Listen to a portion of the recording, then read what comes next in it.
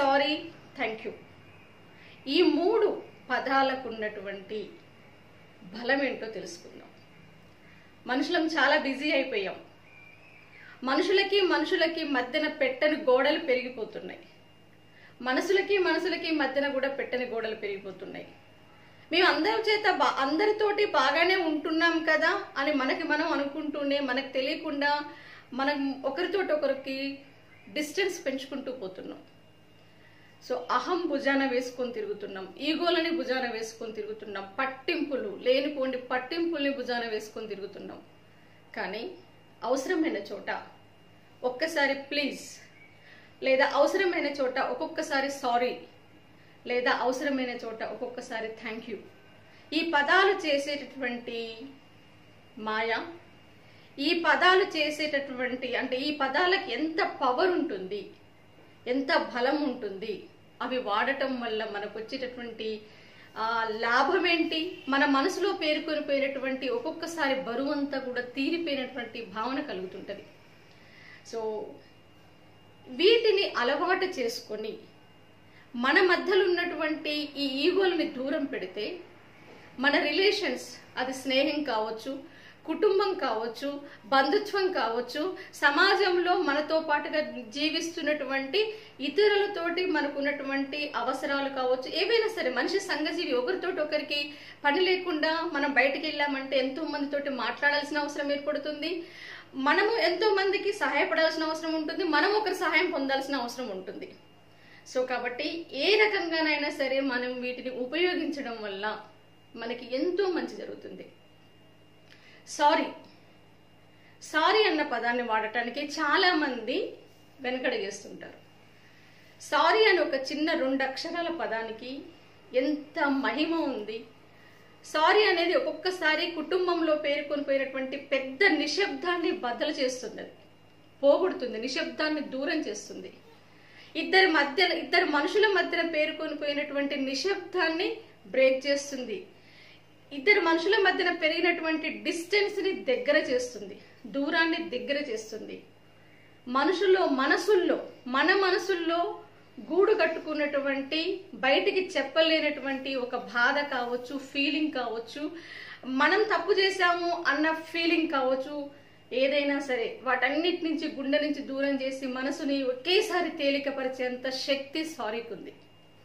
కుటుంబంలో ఒక్కొక్కసారి కుటుంబ పెద్ద కావచ్చు, అమ్మ కావచ్చు, నాన్న కావచ్చు, లేదా ఎవరైనా కావచ్చు, ఒక్కొక్కసారి అన్నెసరీ కారణాలకి, అంటే సంబంధం లేకుండా ఏవో బయట జరిగినటువంటి ఇన్సిడెంట్స్ కావచ్చు, వాళ్ళ పర్సనల్ గా వాళ్ళ ఆఫీసులో జరిగినటువంటి విషయాలు కావచ్చు, ఏదో ఒక చికాకుని తెలియకుండానే కుటుంబ సభ్యుల మీద చూపిస్తుంటారు.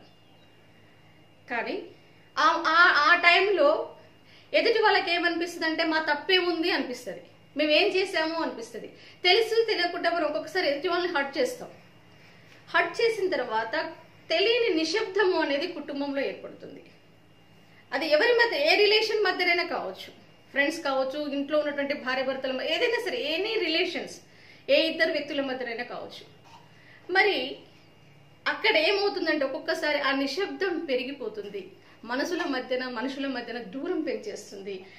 అనుకోకుండా ఆ ఒక్క వ్యక్తి చేసినటువంటి ప్రభావం కుటుంబం మొత్తం మీద పడుతుంది.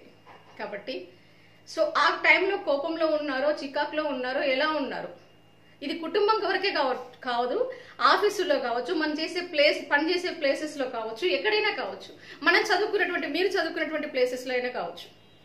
సో ఒక్కసారి మన వల్ల ఒక చిన్న మిస్టేక్ జరిగింది, నిజంగా మన అంతరాత్మకు తెలుసు అది మన వల్ల మిస్టేక్ లేదు, కానీ ఎదుటి వాళ్ళు అనుకుంటున్నారు మనం మిస్టేక్ చేసామని. సో ఒక్కసారి సారీ చెప్పడంలో తప్పు లేదు. సారీ చెప్తున్నాము అంటే దాని అర్థం వాళ్ళు తప్పు చేశారు అని కాదు.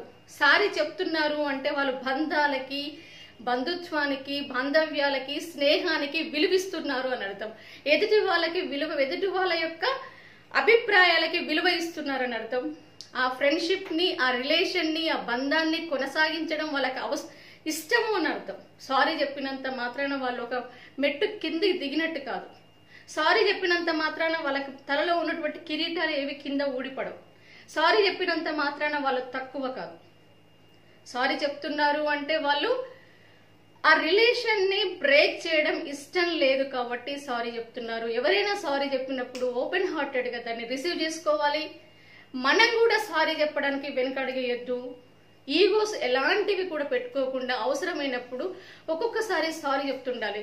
కొంతమంది ఎలా బిహేవ్ చేస్తుంటారంటే మనకు తెలియకుండా మనం బస్సులలో ప్రయాణం చేస్తుంటాం, ట్రైన్స్ లో కావచ్చు, ఇంకెక్కడైనా ఎయిర్పోర్ట్లు కావచ్చు, ఎక్కడైనా పెద్ద పెద్ద బ్యాగులు వేసుకొని వెళ్తుంటారు, మనకు తగులుతుంటాయి, చూస్తుంటారు, కానీ అట్లీస్ట్ సారీ అన్న పదం వాడరు.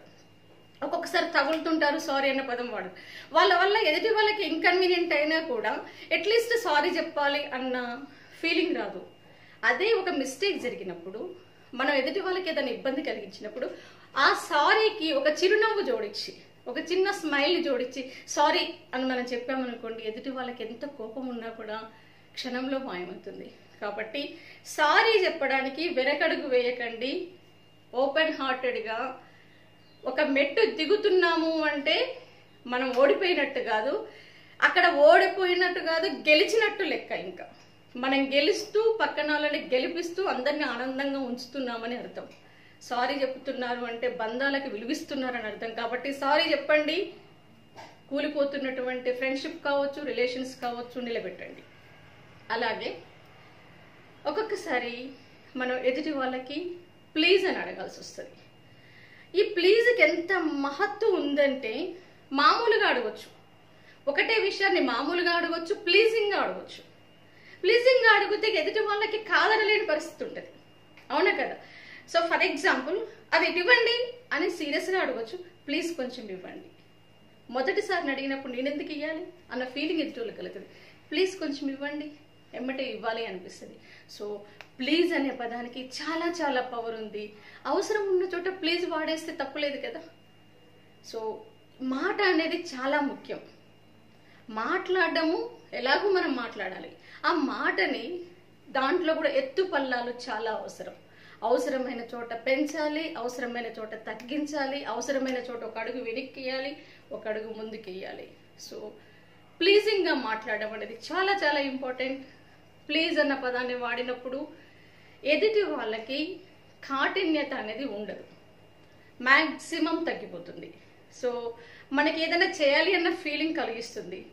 ఒకవేళ చేయలేని పరిస్థితిలో ఉన్నా కూడా హార్ష్గా సమాధానం చెప్పారు, ఎందుకంటే మనం ఆల్రెడీ ప్లీజ్ అన్నాం కాబట్టి అవసరమైన చోట ప్లీజ్ వాడి నేనెందుకు ప్లీజ్ అనాలి, నాకు అవసరమా, ఇలాంటి హక్కులు రైట్స్ గురించి అన్ని చోట్ల రైట్స్ హక్కుల గురించి మాట్లాడొద్దు.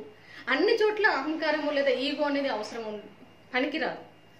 చెప్తున్నాం కదా, మనుషుల మధ్యన రిలేషన్స్ బలపడాలంటే ఒక్కొక్కసారి ప్లీజింగ్ మేనర్ అనేది కూడా చాలా చాలా అవసరం. కాబట్టి సొసైటీలో మనం ఎక్కడికైనా వెళ్ళొచ్చు. మన ఇక్కడ కూడా సేమ్ మన ఇందాక చెప్పుకున్నటువంటి మనకు రిలేషన్ ఉన్నటువంటి అన్ని ఏరియాస్, కుటుంబం, ఆఫీస్, ప్రయాణం, కాలేజీలు, స్కూళ్ళు, ఎనీవే ఎక్కడైనా సరే ప్లీజింగ్ మేనర్ అడిగేదాన్ని, మాట్లాడేదాన్ని కొంచెం నవ్వుతూ ప్లీజింగ్గా అడగడం నేర్చుకోండి. సో ఎన్నో పనులు జరుగుతాయి, ఎన్నో బంధాలు నిలుస్తాయి, ఎంతో స్నేహాలు మెరుగుపడతాయి. ఎదుటి వాళ్ళకి మనుషులకు మధ్యన పరస్పరం అవగాహన అనేది కూడా పెరుగుతుంది. అలాగే థ్యాంక్స్. కొంతమంది ఏం చేసినా, మనం ఎంత హెల్ప్ చేసినా థ్యాంక్స్ చెప్పడానికి కూడా వెనకాడరు. కొంతమంది ఎంత హెల్ప్ చేసినా కూడా, అంటే ఒక్కొక్కసారి మనం చిన్న హెల్ప్ చేసినా కూడా కొంతమంది థ్యాంక్స్ చెప్పడానికి వెనకాడరు. కొంతమంది ఎంత పెద్ద హెల్ప్ చేసినా కూడా థ్యాంక్స్ చెప్పడానికి ఈగో ఫీల్ అవుతారు. సో థ్యాంక్స్ చెప్పడం వల్ల పోయేదేం లేదు. సేమ్ ఇందాక చెప్పుకున్నట్టు కూడా ఇక్కడ కూడా మన కిరీటాలు ఏం పడిపో. థ్యాంక్స్ చెప్పడానికి వయసు సంబంధం లేదు, థ్యాంక్స్ చెప్పడానికి హోదా సంబంధం లేదు. ఒక బాస్ ఒక సబార్డినేట్కి థ్యాంక్స్ చెప్పొచ్చు, తప్పేం లేదు. మనం మన ఇంట్లో సర్వెంట్కి కూడా థ్యాంక్స్ చెప్పొచ్చు, తప్పేం లేదు. ఇంట్లో పెద్ద చిన్నకి థ్యాంక్స్ చెప్పొచ్చు, తప్పేం లేదు. థ్యాంక్స్ చెప్పడానికి ఎక్కడ కూడా వయసు, హోదా లేకపోతే ఇలాంటివి ఏవి కూడా అవసరం లేదు. ఇంకా ఒక్కొక్కసారి స్థాయిలో పెద్ద ఉన్న వాళ్ళు చిన్న వాళ్ళకి థ్యాంక్స్ చెప్పడం ద్వారా వాళ్ళలో ఉన్నటువంటి ఉదారత కావచ్చు, వాళ్ళ యొక్క ఓపెన్ మైండ్, వాళ్ళ యొక్క విశాల దృక్పథాన్ని చాటుతుంటారు. గొప్ప వాళ్ళకి చిన్న వాళ్ళతోటి చాలా వినమ్రంగా, చాలా వినయంగా కూడా ప్రవర్తించేటువంటి పెద్ద పెద్ద మేధావుల్ని మనం చూసాము. అరే వీళ్ళు ఇంత చక్కగా ఇంత మందితోటి ఎంత బాగుంటున్నారు అని మనకు అనిపిస్తుంటది. సో అది కూడా మనం అలవాటు చేసుకోవాలి. ఒక్కొక్కసారి చిన్న విషయాలకు కూడా ఏదైనా చిన్న హెల్ప్ జరిగిన మనం వెళ్తుంటాం, పక్కన అడ్డం వచ్చారు, కొంచెం జరగగానే థ్యాంక్స్ అనడంలో తప్పులేదు, థ్యాంక్ యూ అనడంలో తప్పులేదు. మనం ఏ భాషలో చెప్తున్నాము కృతజ్ఞతలు అనేది కడకడ. మీరు తెలుగులో చెప్పండి, ఇంగ్లీష్లో చెప్పండి, ఎలా అయినా చెప్పండి. థ్యాంక్ యూ, కృతజ్ఞతల్ని, ధన్యవాదాలని తెలియజేయడం అనేది కూడా మనం ధరించాల్సినటువంటి ఒక ముఖ్యమైనటువంటి పదం. Please, sorry, thank you. Sorry, please, thank you. ఈ 3 పదాలని ఎప్పుడైనా సరే మన అవసరం ఉన్న చోట లౌక్యంగా వాడుతుండాలి. మానవ సంబంధాలని మెరుగుపరచాలి. వీటితో పాటుగా మనం ధరించాల్సింది ఇంకొకటి ఉంది. మనం ధరించాల్సింది ఆభరణాలు కాదు, ధరించాల్సింది బ్రాండెడ్ దుస్తుల్ని కాదు, ధరించాల్సింది చిరునవ్వుని. వీటికి మనం మాట్లాడే మాటకి చిరునవ్వుని కనుక మనం జోడిస్తే ఖచ్చితంగా మనుషుల మధ్యనటువంటి రిలేషన్స్ మెరుగుపడితే మన పట్ల ఎదుటి వాళ్ళకు ఒక సానుకూల దృక్పథం అనేది ఏర్పడుతుంది. అంటే ఆ సందర్భాన్ని బట్టి ఒక్కొక్కసారి కొన్ని విషయాలకి నవ్వును జోడించకూడదు. కొన్ని సీరియస్ మ్యాటర్స్ ఉంటాయి, కొన్ని విషాదకరమైనటువంటి సంఘటనలు, విషయాల గురించి ఎదుటి వాళ్ళకి చెప్పాల్సిన అవసరం ఉంటుంది. అక్కడ చిరునవ్వు కాదు కావాల్సింది. అంటే సందర్భాన్ని బట్టి మన ఫేస్ ఎక్స్ప్రెషన్స్ అనేవి చాలా అవసరం. ముఖ్యంగా ఎప్పుడు ధరించాల్సింది ఏంటి అంటే చిరునవ్వుని. నవ్వుతూ ఉండండి, ఎదుటి వాళ్ళకి రెస్పెక్ట్ ఇవ్వండి, అవసరమైన చోట సారీ చెప్పండి, అవసరమైన చోట ప్లీజింగ్గా అడగండి, ప్లీజ్ అనండి. ఏ పనికైనా మనకు ఎదుటి వాళ్ళకి చిన్న సహాయం చేశారు అంటే థ్యాంక్స్ చెప్పండి. ఒక్కొక్కసారి మనల్ని నొప్పించినా థ్యాంక్స్ చెప్పండి, మనల్ని విమర్శించినా థ్యాంక్స్ చెప్పండి. వాళ్ళకి అదే పెద్ద సమాధానం. కాబట్టి వీటన్నిటిని ధరించి మీరు హ్యాపీగా ఉంటూ అందరినీ హ్యాపీగా వస్తారని చెప్పేసి ఆశిస్తున్నాను. మరొక వీడియోతో మీ దగ్గరికి వస్తాను. Thank you very much.